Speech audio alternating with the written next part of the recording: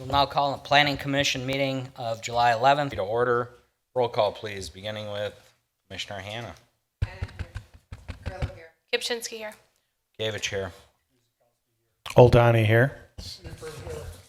Chandler here. If you're having trouble with your microphones, instead of hitting the microphone icon, hit the talk icon. Hannah here. There you go. Got them all? Just for the record, we have all in attendance except for Alderman Lorick. Okay. Will get us to the approval of minutes of June 27th, 2023. Everybody, please take a couple minutes to take a look. If there's any discussion, please take the floor for errors, omissions, corrections.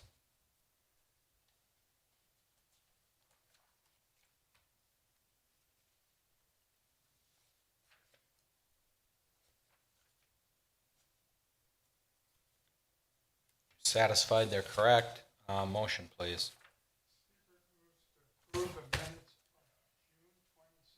Commissioner, your microphone is not on.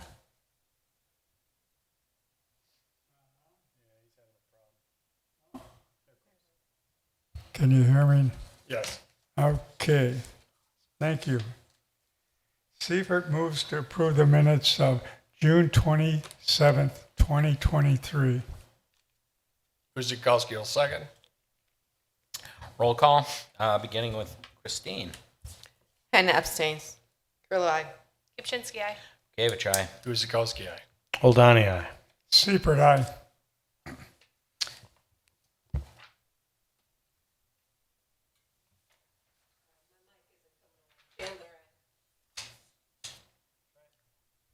There Here we we go. go.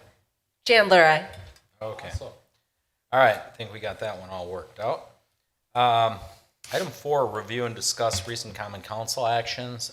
There were none because we did not have a common council meeting due to the 4th. Item 5, review and discuss report on recent Board of Housing and Zone Appeal actions. The Board of Housing and Zoning Appeals actually met on June 26th. They reviewed one application, and it was regarding a proposed garage. And the request was for a second detached garage, 1,200 square feet, which exceeds the 75% maximum of the livable area of the home, and would be accessed by a third garage, which is in excess of what's allowed per code. So following extensive discussion, the Board of Zoning Appeals did not feel that it met the variance criteria, and that request was denied. Mr. Mayor. Thank you, Carrie. Does anybody have any questions or comments regarding the Board of Zoning and Housing Appeals actions? Okay. Seeing none, we will go on and review, discuss the recent report on the quarterly Parks Recreation Commission, and that's handed out separately. Yes, you should have a copy at your stations. You were also emailed a copy. The reason it wasn't included in the overall packet is because they met on July 6th, so that was after the packets went out already. But they had their annual election. Leah Schreiber-Johnson is continuing to be chair, and Ann Beyer is continuing to be secretary. They also reviewed the City of Oak Creek Strategic Action Plan for 2023 to 2027. As it pertains to Parks and Recreation, there are various items that would involve them as well. They also discussed some park project updates, mostly regarding the ball fields at both Meadowview Park and Shepherd Hills Park. For Meadowview, it was regarding the installation of a new fence and base pegs. And with regard to the lights, excuse me, at Shepherd Hills Park, there was a CIP item for 2023 for those lights to be replaced at Shepherd Hills. They are getting up in age, and they are starting to show their age, shall we say. It was identified as a priority project, but since they are still working, the Parks and Recreation Commission had recommended that they remain up just through the end of the season, and it is anticipated that they'll be replaced at the end of this year. And then they also had an update on the construction of a new sand volleyball court at Willow Heights Park that is anticipated to start construction in September. Mr. Mayor. Thank you, Carrie. Is there any questions regarding quarterly Parks and Rec Commission actions. Okay, seeing none, we'll move on to new business on item 7A. It is a review of a certified survey map submitted by Matthias Chapa and Nicole Rolfson and Bernie and Carol Weed for dividing and reconfiguring the properties at 9709 South Howell Avenue and 9676 South Fox Run. Carrie. Thank you, Mr. Mayor. So this is one of two parts related to these two properties. This is the first one. And the proposal is to divide a portion of 9709 South Howell Avenue, the western portion, and combine it with the property at 9676 South Fox Run. So it's in essence just kind of relocating a boundary line, if you will. There's no development proposed, excuse me, there's no development proposed at this time, but again, it's directly related to the next agenda item. On the screen right now is the proposed certified survey map. It's a little bit difficult to see, but the dividing line is right here in kind of like the western third of the parcel.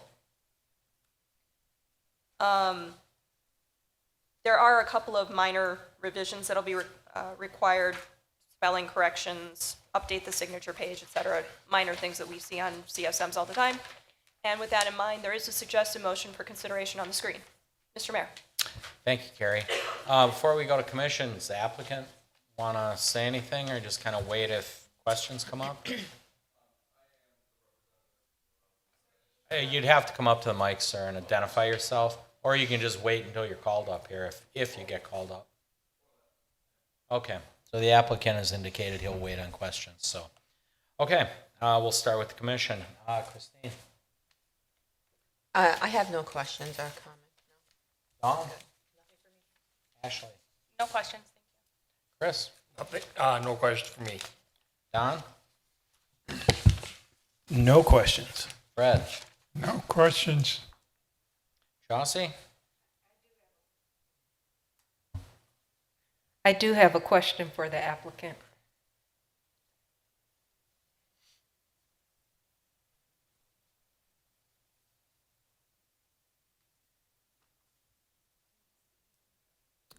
I'm Devin Bailey with Chapel Land Surveys.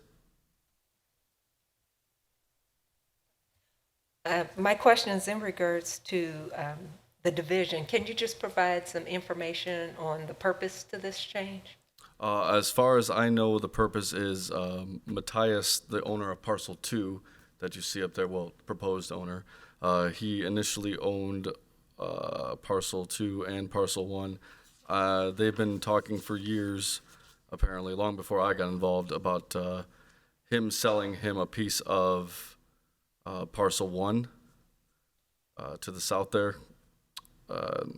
I do not know the exact purpose. I did ask, and as far as I know, he's just been wanting that land for at least 5 or 6 years now, and they finally pulled the trigger last year. So, and this is a couple revisions into it. So, that's as far as I know what the purpose is. Okay. And then, Carrie, quick question. So earlier you identified the line that's going, I guess, north and south. So that's the divide between the two parcels, or the dotted line that's dividing parcel 1?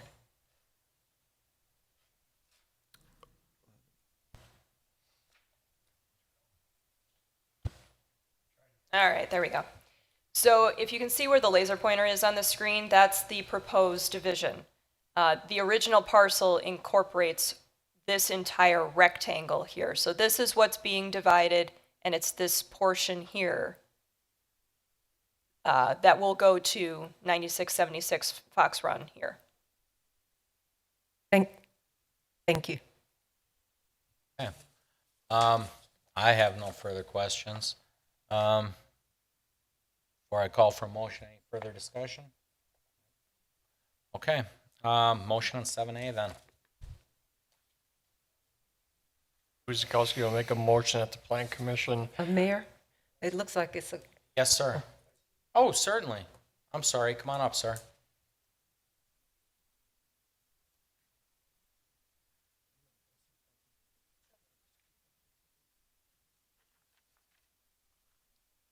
I may have a senior moment because We will need your name and address. I am Richard Prudlow. I'm actually engineer for Fairfield Development 33 years ago. And I'm getting up there in age, so I had to write some notes down to keep my thoughts in mind. So we'll pass out a slip to everybody that you can follow with me. Let me get started in the meantime. My name is Richard Prudlow. I'm the engineer and project manager at the time of the development of Fairfield subdivision. Give you a little history. Back in 1990, when this was created, it was a possible that the developer was allowed to create a subdivision. He had to provide for the adjoining landowners the best use of their land. To do this was a practice at the time for the developer, with the city engineer's approval, to create an outlet as a way for the landowner and developer to negotiate each their contribution to the creation of a lot. For 30 plus years now, the prior Howell Avenue landowner, not the current owner, did not want to give up their backyard. The lost revenue to the city, county, and school for this decision not to create a buildable lot 30 years ago could be estimated to be $200,000 to date. It takes $7,000 per lot for an average assessment times, 30 years. It's a considerable amount of money. Now with this here proposal, once again, the attachment of this land to an existing lot just to create another oversized lot, which would cause the city an even greater continued revenue loss. I would request this proposal land division be denied or deferred until all possible affected parties can look at the alternate proposal. I am the owner of Outlot,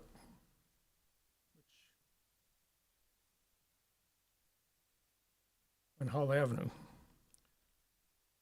And this came to me quite some time ago as payment for some services due many years ago. I don't know really how to put it once again.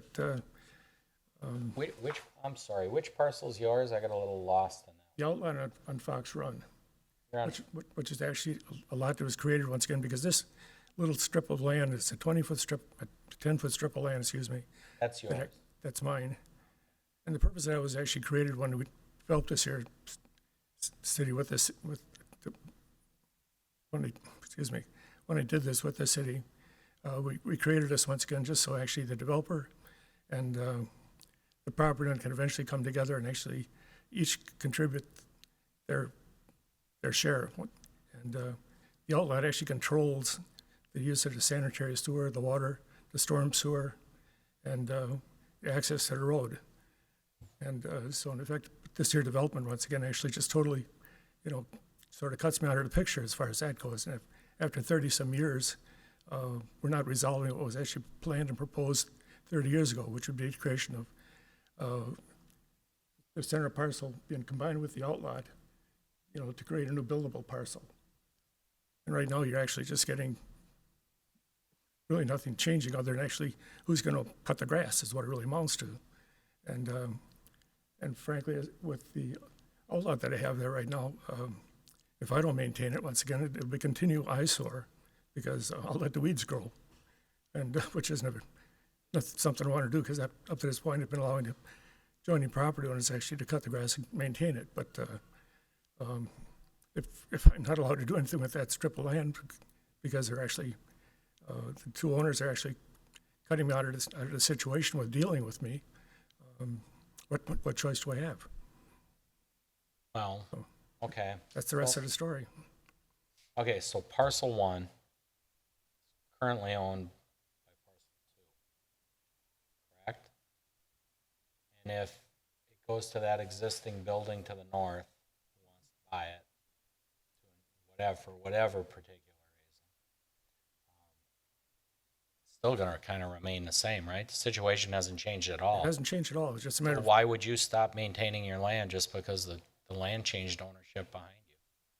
I well, don't understand that. It's your responsibility to take care I of was that hoping outlet. to negotiate with them actually that somebody would actually purchase his outlot from. Oh, that they'd purchase it? That's right. Oh, Because me- I've been willing for years once again to Sure. deal with. I'm surprised, quite frankly, I'm very surprised you owner of parcel 2 never did negotiate to do that and sell it off.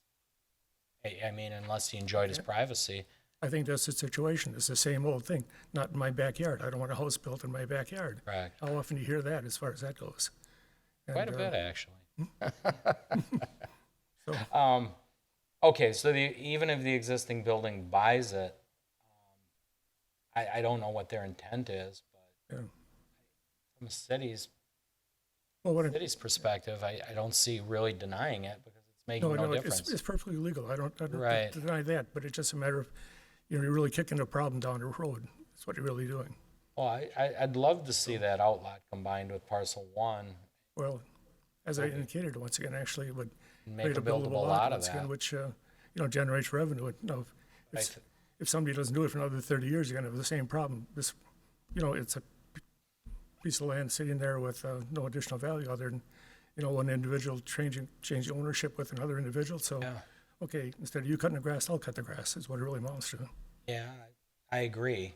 I don't disagree with you, but, we don't have that power over individual homeowners to tell them I don't have the power either as far as. to, I just sell wanna their bring it to land, your- but I do understand your, I just want to bring it to your attention once again.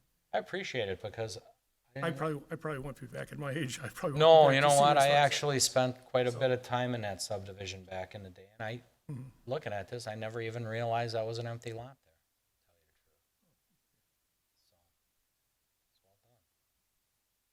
Yeah, let's take a look at it as far as that goes. It's a lot that really hasn't been maintained too well as far as that goes.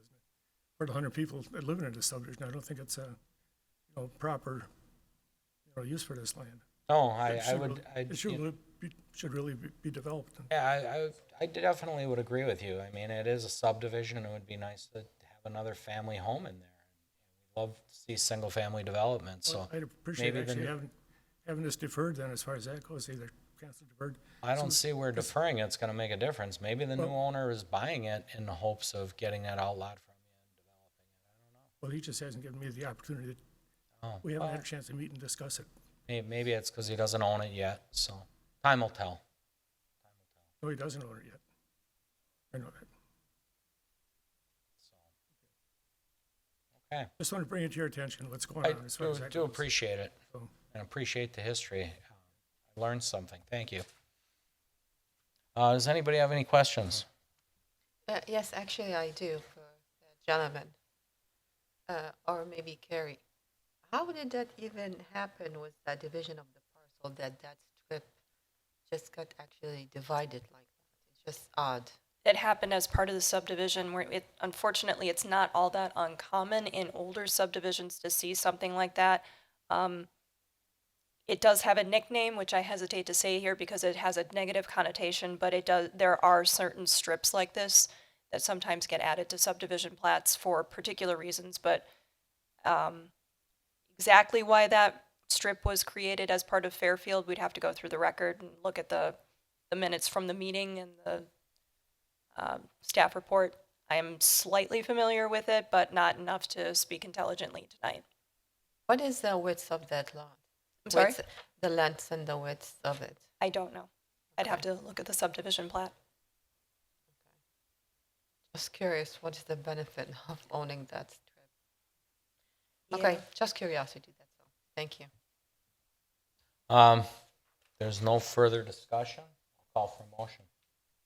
Guzekowski makes a motion that the Plan Commission recommends to the Common Council that the certified survey map submitted by, I'm not sure of the pronunciation, so Mattias and Nicole Chabia and Bernie and Carol Weedy for the properties at 9709 South Hall Avenue and 9676 South Fox Run be approved with the following conditions. One, that all easements are shown on the map prior to recording. And two, that all technical corrections, including but not limited to spelling errors, minor coordinate geometry corrections, and corrections required for compliance with the municipal code and the state Wisconsin statutes are made prior to recording. Just one point of clarification. They did submit a revised page 1 with easements on it. There's no harm in keeping that condition on there. It's just information for the Plan Commission to consider. Thank you. Aldani seconds. Okay, roll call, beginning with Dawn. Grillo, aye. Shinsky, aye. Kavich, aye. Guzekowski, aye. Aldani, aye. Seifert, aye. Chandler, aye. Hannah, aye. Okay, that'll get us 7B, and that is a review of a request submitted by Matthias Chapa and Nicole Rolfson and Bernie and Carol Weed to rezone the portion of the property at 7909 South Howell Avenue from RS3 Single Family Residential to RS2 Single Family Residential. Carrie, same property.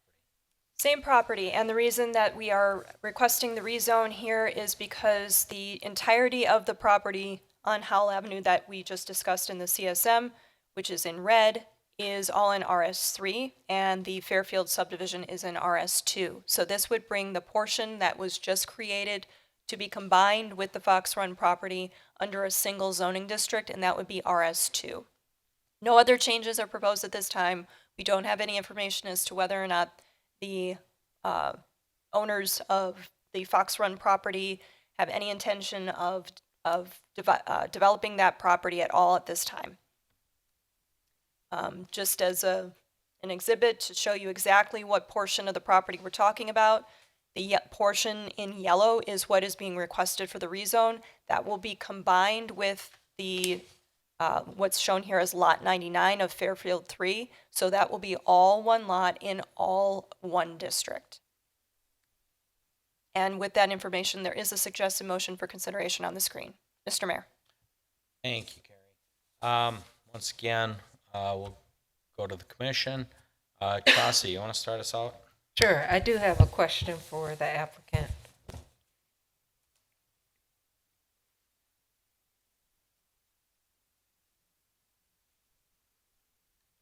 In regards to the change in zoning, were the other residents notified along with the resident for the outlot?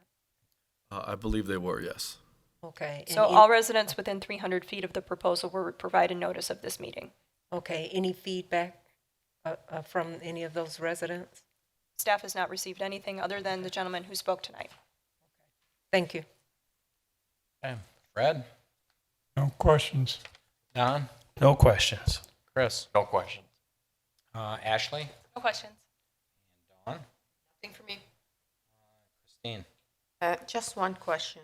So the access to that, both lots are going to be combined, is going to be from Howell, right? So it's only one access from Howell? No, the access for the combined property will be, excuse me, from the existing access on Fox Run.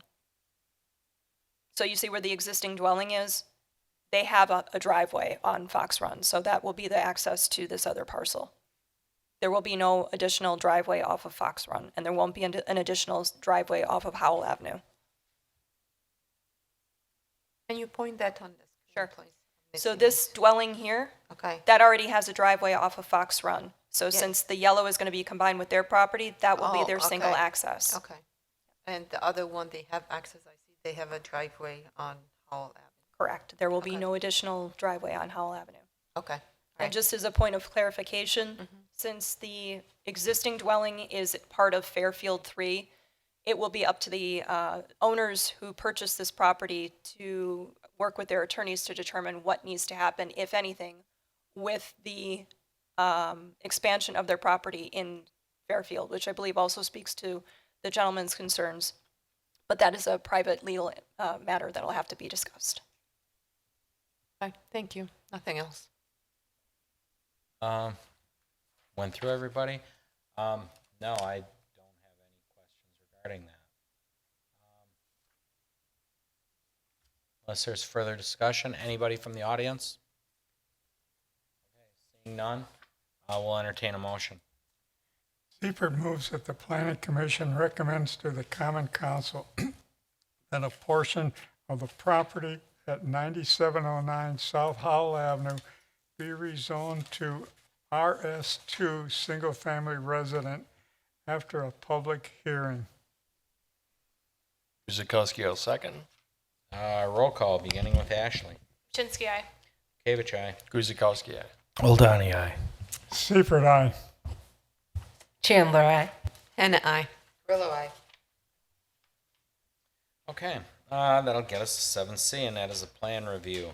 Review site, building, and related plans by Mark Goldstein, Ames for a manufacturing facility on the properties at 6340 South Howell and 239 East College Avenue. Gary? Thank you, Mr. Mayor. This should look familiar to everybody. There was a CSM combining these properties that was approved in April by the Common Council, and a conditional use permit for heavy manufacturing and equipment sales and rental was approved by Council in June. Those both were recommended by the Plan Commission prior to the Council's consideration. Tonight, we are looking at a 80,700 roughly square foot manufacturing building on that combined property. And that is for Ames and for Pinnacle Engineering. You should all have at your workstations an updated packet that includes this updated site plan, as well as some updated elevations for the building. What's on the screen right now incorporates the expansion of the 2 driveways to the minimum 30-foot wide width per code. There are no other discernible changes on this particular site plan from what was included in your packets. Staff received this very late this afternoon, so if there are some other changes that are incorporated here, apologies, but we don't have those particular ones right now. But as you can see, there is one access off of College Avenue, and this is for a currently identified private drive, although we do have discussions ongoing as to whether or not this may become a public road.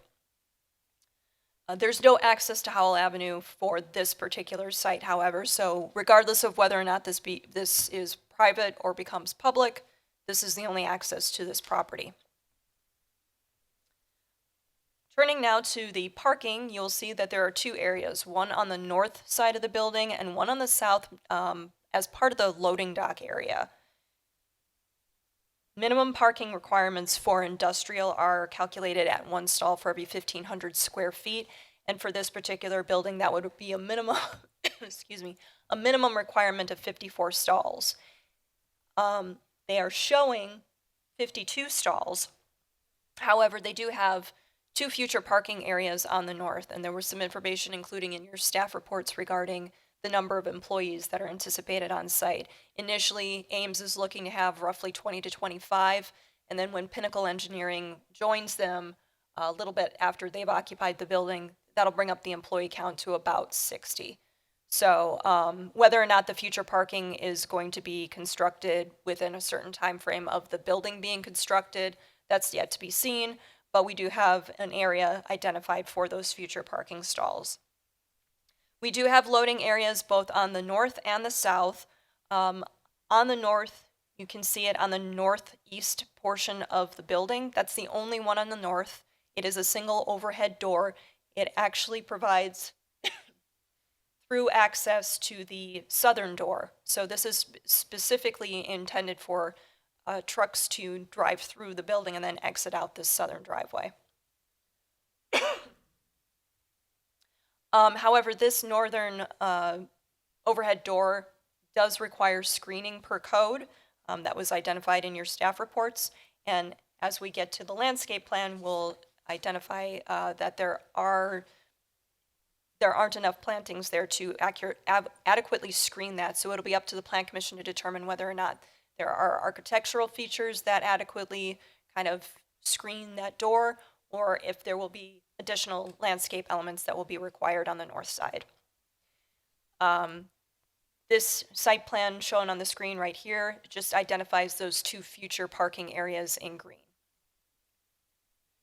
Turning now to the landscape plans, we're going to divide this into 2 areas, and what I'm really focusing on for the Plan Commission's consideration, although we do have the entire site that needs to be approved, these 2 particular areas are of importance as they include parking. They are the 2 and the access drive that will be seen most prominently from the corner from College and Howell Avenue.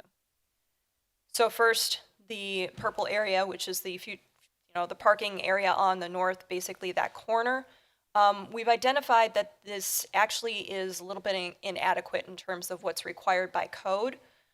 Certain numbers of these plants are not, according to the plans, installed at the correct minimum height, which would be 3 feet. But from staff's perspective, this is insufficient for screening of the future parking area as well as that overhead door.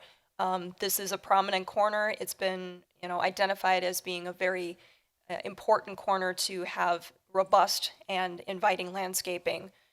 So this is something for Plan Commission to consider.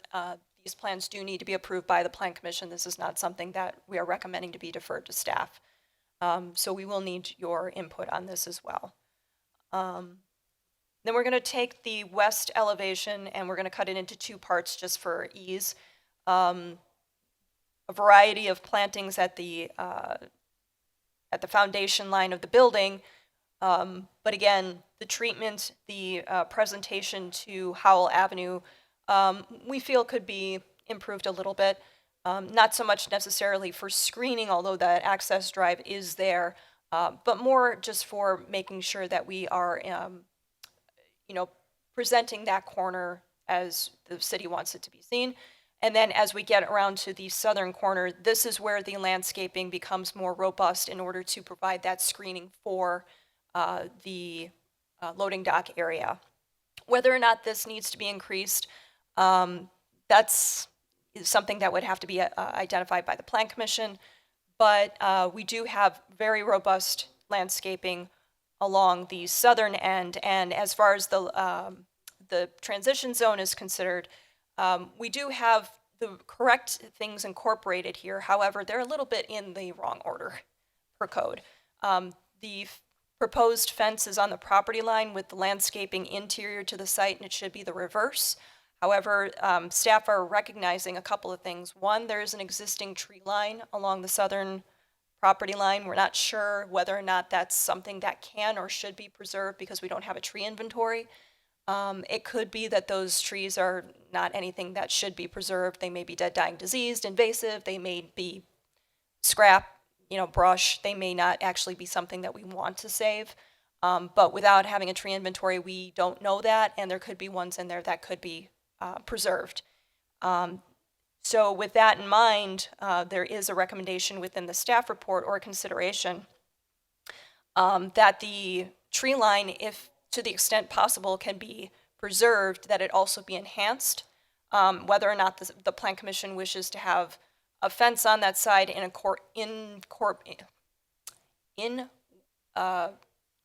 combination, that's the word I was looking for, with the landscaping on the south, that's for you to consider.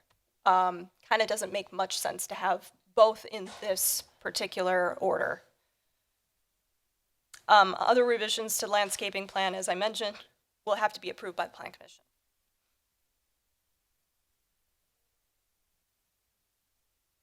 So turning now to the building itself, these are actually updated elevations which are at your workstations.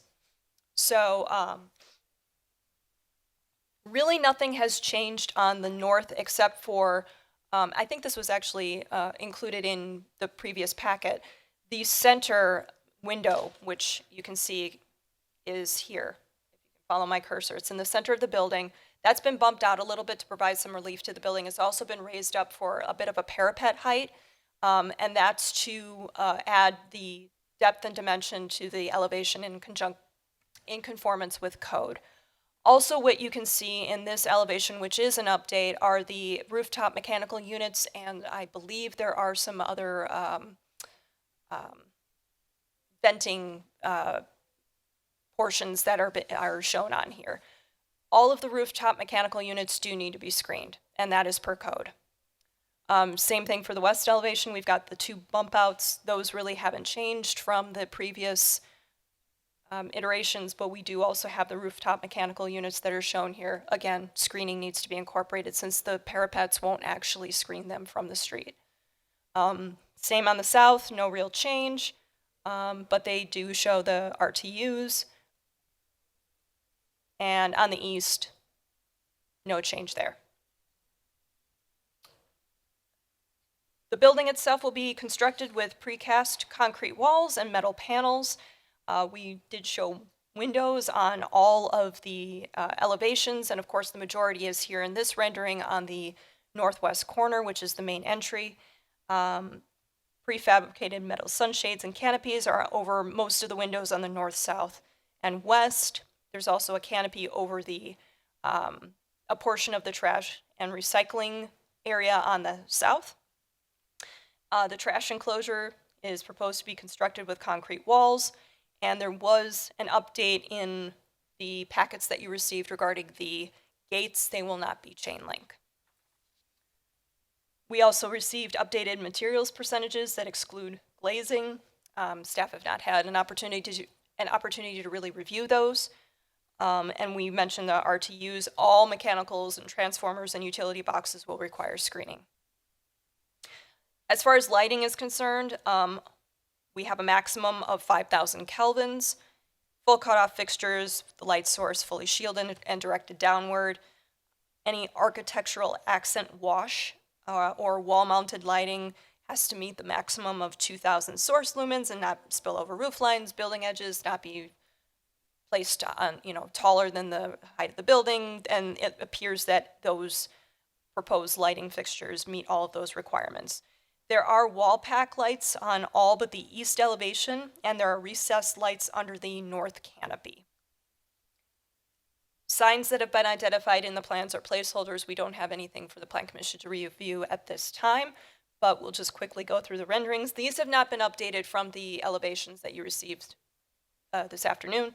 So this is the north, but keep in mind that this center window area has been brought out a little bit from the building. This is the northeast with the overhead door. This is the west. The landscape plan does not actually show this, or I should say that the rendering does not match the landscape plan, so just pay attention to the building in this one, please. And then the south elevation showing that trash and recycling area, you can see that there is a canopy over a portion of that enclosure. So with that information in mind, there is a suggested motion in 3 parts for Plan Commission consideration. Mr. Mayor. Thank you very much, Carrie. Before we go to the commission, does the applicant want to say anything? Name and address, sir. Yep. Eric Newman, Anderson Ashton, 3316 West Links Drive, Franklin, Wisconsin. A couple things just to comment on what Carrie presented. The door on the north side of the building is a full glass. That's like a full glass, like a $70,000 door. It's not just a garage door. So it's a nice looking door. We can do other kinds of creative things with it if that helps. So with the more whole like a landscaping service thing. station door, or Yeah, like an oil change, but or on a larger car scale. dealership door. Yeah, it's because we knew it would be facing the street, so we purposely did that. So if you spend that much money on a door, you don't want to hide it with landscaping, but if we have to, we'll hide it. No issue there. The RTU screening, we'll present what we're going to do with it once it's finalized, but obviously the elevations are drawn in 2D instead of 3D. Most of these units are 50, 60, 100 feet setback. It's not all been finalized, but I'll work with staff on that. Because you might not be able to even see them with the height of the building and the height of the road and the elevation and all that stuff. But we understand the code, and there's no argument from our standpoint on that, other than when you see a 2D elevation with a rooftop that could be 150 feet back off that front wall, you're not going to see it. So we'll work with staff on that side of it. We will be submitting a signage plan once that is confirmed by what the owner wants to do, but it will be very basic. They're not planning anything very extravagant, as well as signage for the site, the road itself, as in the development, private, public, and then the directional signage that we noted on our site plan as well. And from a landscaping perspective, we're fine. We're happy to work with Carrie and come back and present a new landscape plan with modifications, with any suggestions that you have. But we'd like to get approval of everything else because we weren't trying to not do landscaping. We were just concerned that we couldn't landscape that corner as much as we wanted to because of the utilities and easements and other things in the way. So with that, I can answer any questions. Okay. We'll go to council. Christine? Yes, actually, I have maybe 2 or 3 questions. The very first one, did you contact the cemetery and just like adjacent to that parcel? Do they have any concerns with the trees or any landscaping that they require? We do not have a contact for the cemetery. We have not talked to them, but we'd be more than happy to.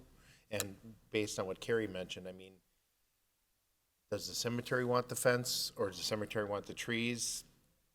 You know, to me, it's like, let the people that are living see the trees, but I'm not trying to be silly, but, you know, we can flip it, we can do whatever. It's no issue there. It's, Yeah, that would be my recommendation instead of them just suddenly seeing something they're not aware of, like the owners or whoever is there. Hey, would you guys?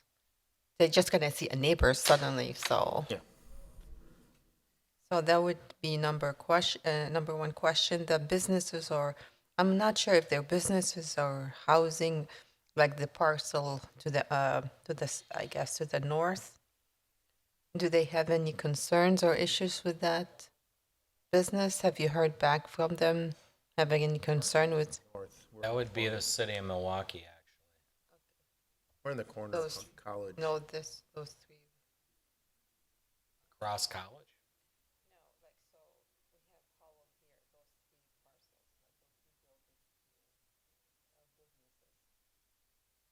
You mean on the hill? What's that? way up the block. Yeah, that's quite a ways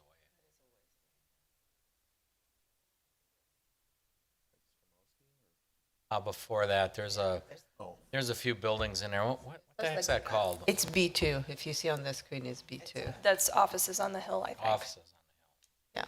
So I don't know if the landscaping or anything that will impact us. So I guess all my question is just to make sure that all the neighbors have no concern with landscaping or anything that may impact their drainage or Yeah, if anything if from we that know sort. who they are, and we actually asked the alderman to meet with the neighbors, Okay. but that didn't happen, but we did meet with the alderman and did some other things, so we're more than happy to do that. Okay. That's all I had. Thank you.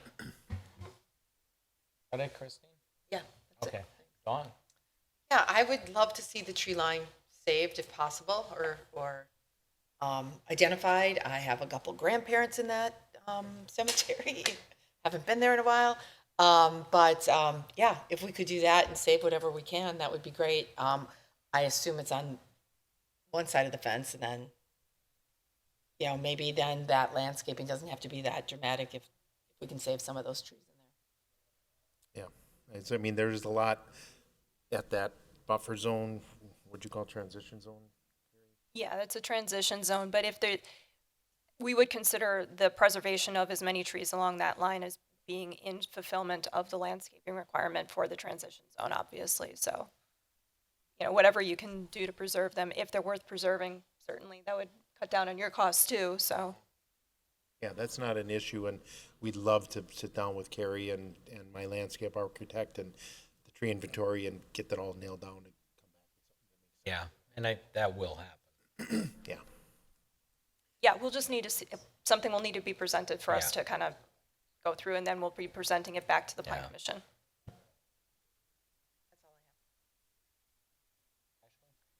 I see there's stormwater basins shown on the plan sheet, but a stormwater management plan and a report will need to be submitted and reviewed by the city as well as MMSD.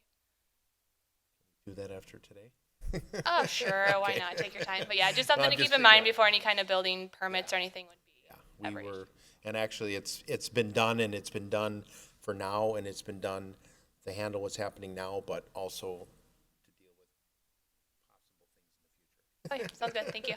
So it's a little bit of a chicken and egg, but yes. Okay, Chris? I can put you in contact with the cemetery owner. That is St. Stephen's, actually, Catholic Church on 13th Street. So Father Robert and Dale Richards is the Buildings and Grounds chairperson. Okay. In fact, I'll see them this week, so I can if you have a card or two, I can get it to them. Helpful.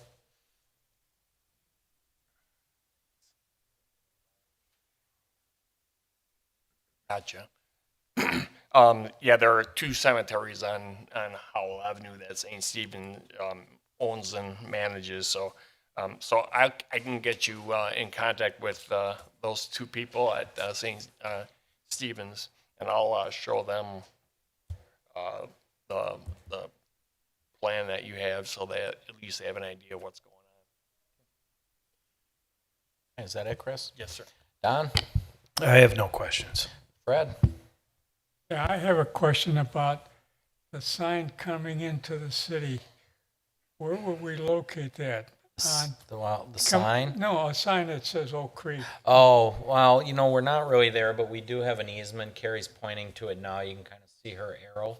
It would sit on that corner possibly. We've had that easement in place since we looked at a couple revisions of this property with a storage unit.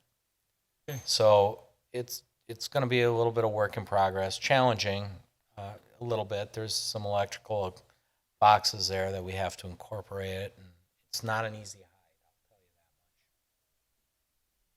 that much. Okay.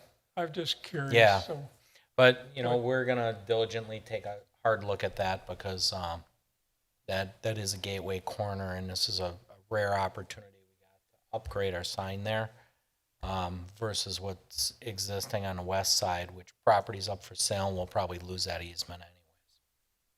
Possibly. thank you.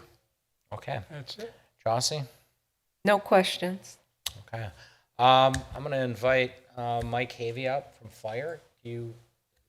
Anything from the fire's perspective we should be considering? Good evening, Mayor, Commissioners. Mike Havey, the Fire. We have really no comments at this point. We've really worked through with the design of the site plan to this point. Okay, thank you. Thank you. Chris, looked like you wanted to get up and say something.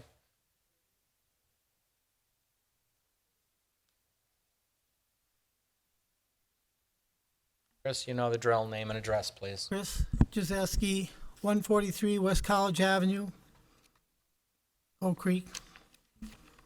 I'm very disappointed with you people.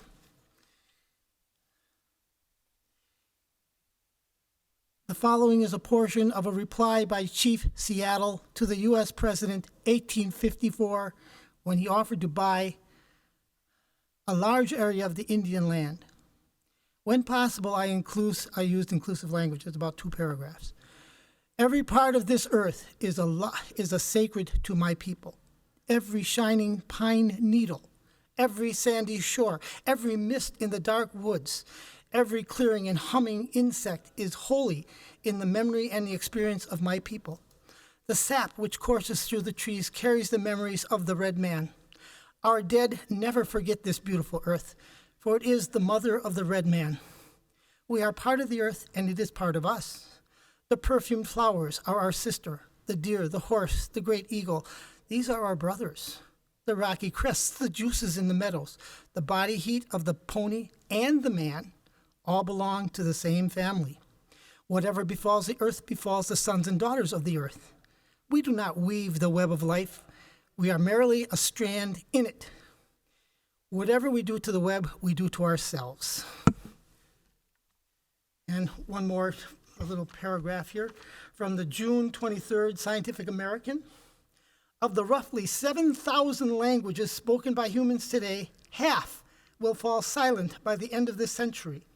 Survival in an era of globalization, urbanization, climate change forces indigenous communities to replace their traditional ways of life and languages with those of the dominant society, your economic crap. When the older generation can no longer teach the tongue to the generation, the younger ones, a language is doomed. And with every language lost, we lose a wealth of knowledge about human existence, perception, nature, survival. To give the last word to a lady named Boa, all is gone, nothing is left. Our jungles, our water, our people, our language. Don't let the language slip away. Hold on to that. And final, the last time you had a public hearing here, I was saying goodbye to my little brother who was jogging on KK Avenue and got hit from behind by a car. And he bled to death in his brain. He lived for about a week, and we had to pull the plug that night.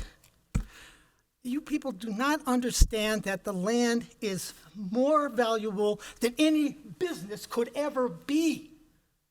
But you don't see it that way because your lifetime is so telescoped into this one little bitty time that you're here. And your greed is killing the whole planet. Good night, people. Killing the whole planet. Thank you for your input there, Chris. Appreciate that.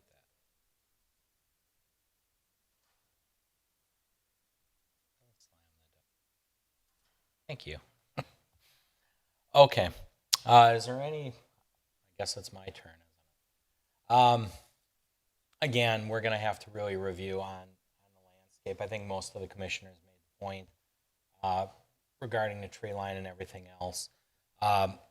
Obviously, the applicant's going to work with staff regarding the rooftop units and everything else. And as we get renderings of those doors, we'll see. At first sight, I did look and I went, wow, that's really bare right in front of the garage door. But again, we'll get another kick at the cat as you go through landscape plans and the whole deal. I myself don't know I'm no tree expert.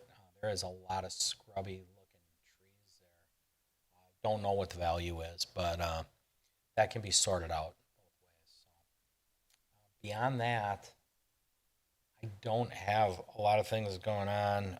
Ashley talked about the DOT access, minimum widths, the parking. They may find it prudent to put that future parking in right away. So I would say that would be subject to change. My suggestion would be I'd put it in anyways as long as you're building now. It's probably cheaper now than later. But that's your call, and I don't want to be greedy or anything like that. Having a little fun with it. Anyways, I guess that's enough said. We can, if there's no further discussion, we can call for a motion on 7C. Actually, Mr. Mayor, if staff could get a little bit of input with regard to the landscape plans, what would the Plan Commission like to see? Disregarding the south, because I think we can solve for the south, but for particularly the north and the west, if there are any particular changes so that when staff meets with Eric and his team, we have some idea of what the Plan Commission is looking for so that we present you with a plan that you're happy with. Okay, great. Christine, you start us off. Yes, I would say like type of trees or even bushes that separate between the business and the cemetery. But when you investigate that type of trees or bushes or however you want to call it, it would be less maintenance. Because if you need further maintenance, they can die, and then it just becomes type of a mess out there. So there are some sort of trees that I have worked with in the past that can be found, and they can preserve and live for a long time, maintaining their looks. So that's what I would recommending having there. Can you put the renderings up on the north and west, please? Sure, but the renderings don't match the landscape No, plans. they don't. Just so you get a look at the building and what the window configurations are. So it doesn't really do it justice, I guess, as to what we're looking at. Okay. Is that it, Christine? Dawn?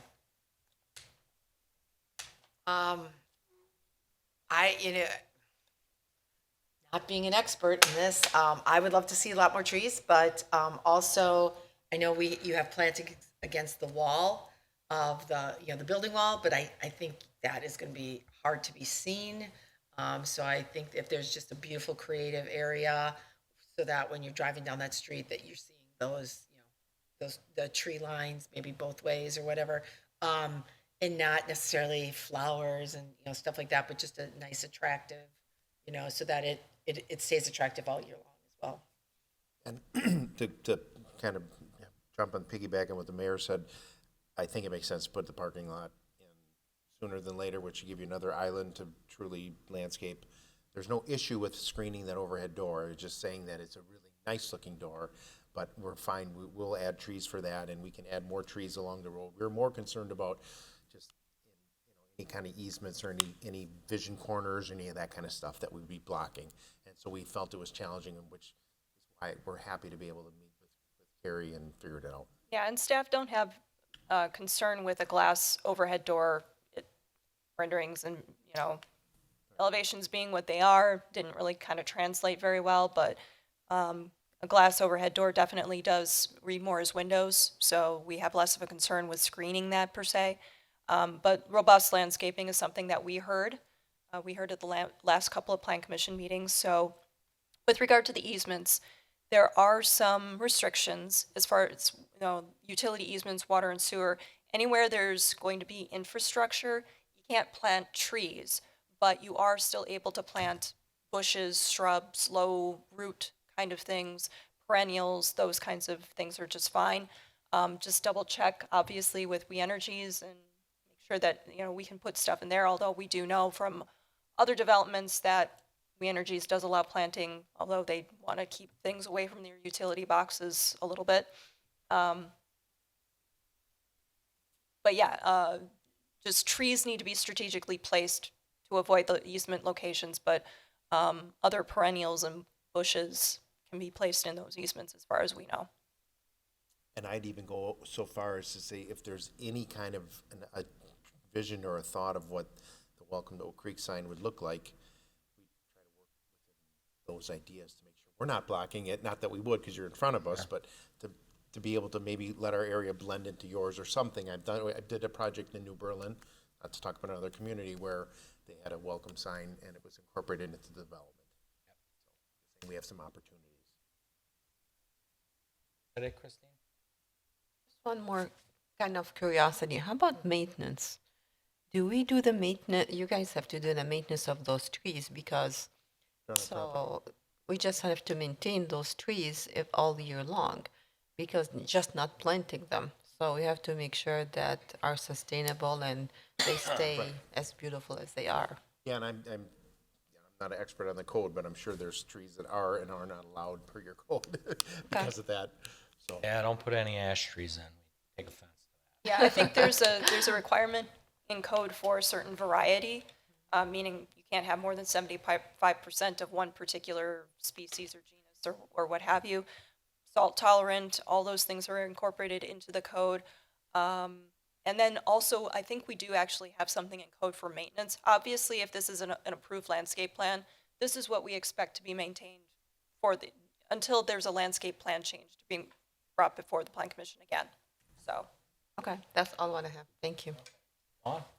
Nope. Ashley? Landscape architecture is not my strong point. But I don't know if it's possible, maybe even like a little berm or something, like on the north side of that parking lot. I know the renderings, I'm sure, don't do it justice, so I'm not sure what kind of elevations are out there and what's proposed. But maybe if there was a little something, some type of berm, as long as it did not hinder any type of sight distance or anything like that for vehicles on Powell or College. But just seeing those more shrubs on the north side there look nice. Yeah. Chris? I think everyone's kind of, I'll echo what everyone has been saying. Whatever we can do to keep as many trees as possible. Understood. We understand the south and the north, I think, is coming into perspective, just looking at this here from a 2 days later look at it kind of thing. Don? I really don't have any input on that as long as they're meeting the code. I guess that's it for me. Fred? Yeah, what about the small flowering trees, like a crab tree and so forth on the west side? There's different types of trees, but they don't get big, they only go maybe 20 feet, 25 feet. But they do have a flowery type structure. I'm not quite sure what you call them, but, they have different colors. Some are white, some are red, so forth. But they do add a little color, and they last primarily through the spring. Yeah, I think we identify those as ornamental trees or deciduous trees. They're not canopy providing trees. There are different levels that are identified in code, but yes, those can be incorporated outside of easements as well. also the variety is to ensure that we're not just, you know, accounting for 1 or 2 seasons. So we want to have variety so that there is something not necessarily blooming, but that the landscaping looks attractive and provides the screening required, particularly for the parking lot, during all seasons. That's it for me. That's Fred, Jossie? I do have a question in regards to the trees. Either for the applicant or Carrie, can you just share details for the blue area or the west part, kind of why it's so sparse? And then for the north, the corner is more dense, but then that area becomes less dense. I'm just trying to understand what you're looking for from us. Types of trees, or if you want more trees. No. I just want to understand. From staff's perspective, the groupings or the drifts that you see in the corners are intended to be screening elements. It's kind of the spaces in between that staff is asking for Plan Commission to just say, we want more in this area. We're looking for more, I think they call them drifts, where they just kind of bump out and they have like these landscape beds that kind of weave in and out. Certainly for screening elements, we're going to be looking at height and density to ensure that for at least the loading dock area, we're providing that right away. And as far as the parking lot is concerned, it's just a matter of making sure that we have the elements in there that are going to be providing adequate screening at the right height and for, the entirety of the year. So if we're proposing to screen with, for instance, decorative grass gets cut. So for, 6 months out of the year, possibly, we don't have any screening for the parking. That's why we ask for some variety. Obviously, the more that you can provide that has landscape elements outside of screening areas, you're still going to have some variety on the property itself that'll provide that interest. So that's kind of what we're looking for, is where are you looking for this more in particular? Obviously, we have the screening elements per code, but, is this adequate for the Plan Commission? Is this something that you'd want to see? Do you have an idea of, well, this particular property kind of has elements that we're looking for? Maybe we can use that as an example. Like walk up to the screen and point at stuff and talk, or I go over here? Because I have some ideas I could share that we would. I can point on the screen. Sure. So a couple things that have happened since the last versions of the plan with the various meetings we've been through is we did adjust the driveway. The west driveway was sweeping out more, kind of following the proper line and curving back in. So now it got tucked in a little bit more, provide more opportunity to screen that southeast corner or southwest corner. We could add more in the space next to it. And the other thing is the driveway is only needs to be 20 feet wide for code. So I think if it would make sense, we could put more trees between the fire lane and the building, add some trees in there, and continue some of the plantings and shrubbery up from the south to the north, where they're right in there, yes. In that area, make those more like they are in the southeast corner. Add some more trees across the front of the parking lot on the north side right in there. Enhance the overhead door area. If we do the future parking, we couldn't really add a tree there, but I think that would probably do a lot to take care of it. So, and again, the tree study and everything else, we've been wanting to sit down and talk through this with staff. So we're happy that we're dealing with this and we'll find a solution. Thank you. Okay. Guess it's my turn. So, let's just start. You wanted some advice on a sign. It was kind of my bright idea about the signs. So, we're doing the Drexel Avenue streetscape, so to speak. We always talked about kind of running this stone that we're using at City Hall throughout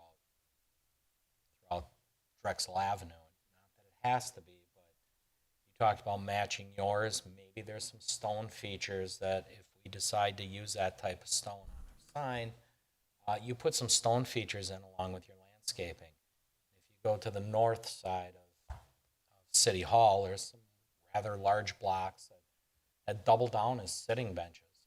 And those can be spread out in between those trees as well. Some decorative bushes around them.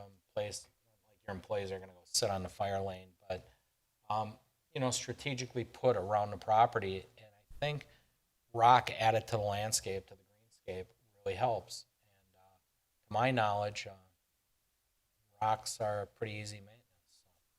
So, that usually helps. As far as what you see in between too, we have a preferred list. We got a forester that can come in and really recommend some stuff expertly. But Fresh Coast with MMSD also does plantings that they'll put together and arrange for you that are environmentally friendly for bees, butterflies, things of that nature. It can be anything from fountain grass to butterfly bushes. These are perennials that'll come up year in and year out.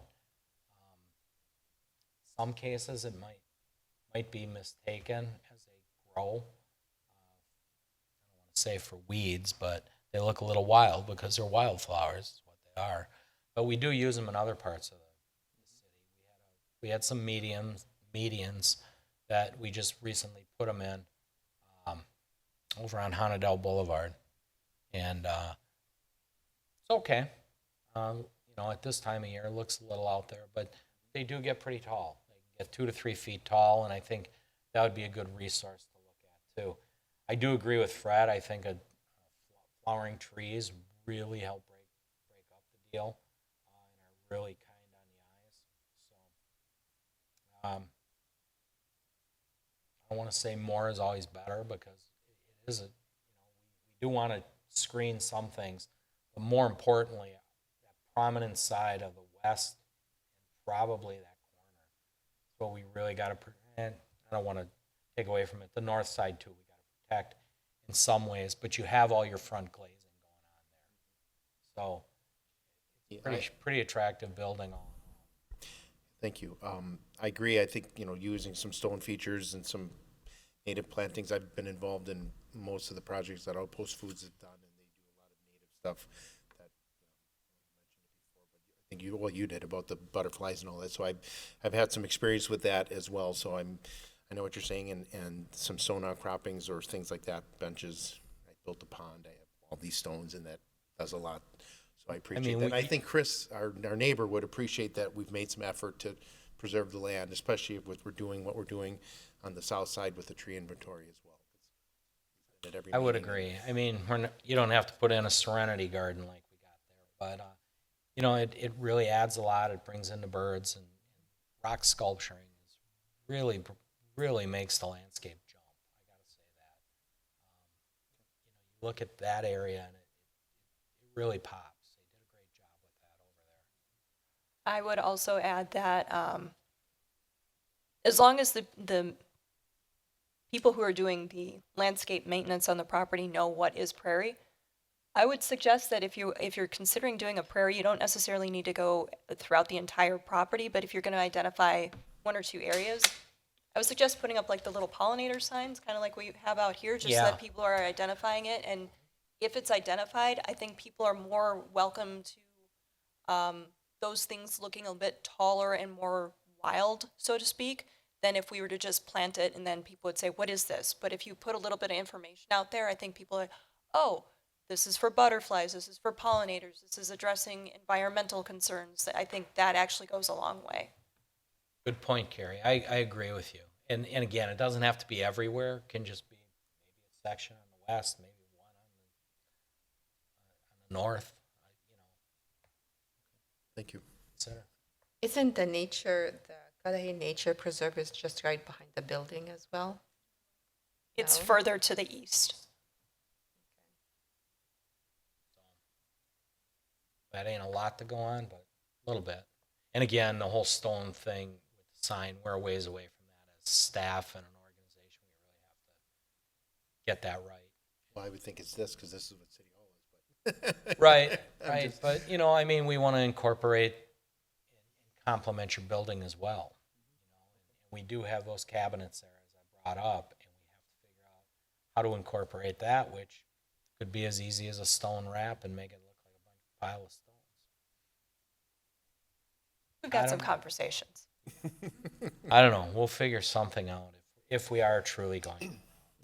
But we do have the easement, so that Yeah. 15-foot wide sign easement is there. It is preserved, and once we do have a design in place, we can work, I have a in question coordination. for you, Carrie, and it has nothing to do with what we're talking about. Whose boxes are those? Ours, or is it DOT's, or The silver one is DOT, the big one? the big one. The little one's ours? I don't know if the little one is ours. I'm not sure. I know the big one is DOT's. There's a big sticker on it. Okay, thank you. Anything else for Eric, suggestion-wise? Obviously, our code's gonna call out the size of the trees and things of that nature. And again, if you want to include our forester in this conversation, Spencer's really good at what he does and may be able to help you out there, along with your own landscape architects.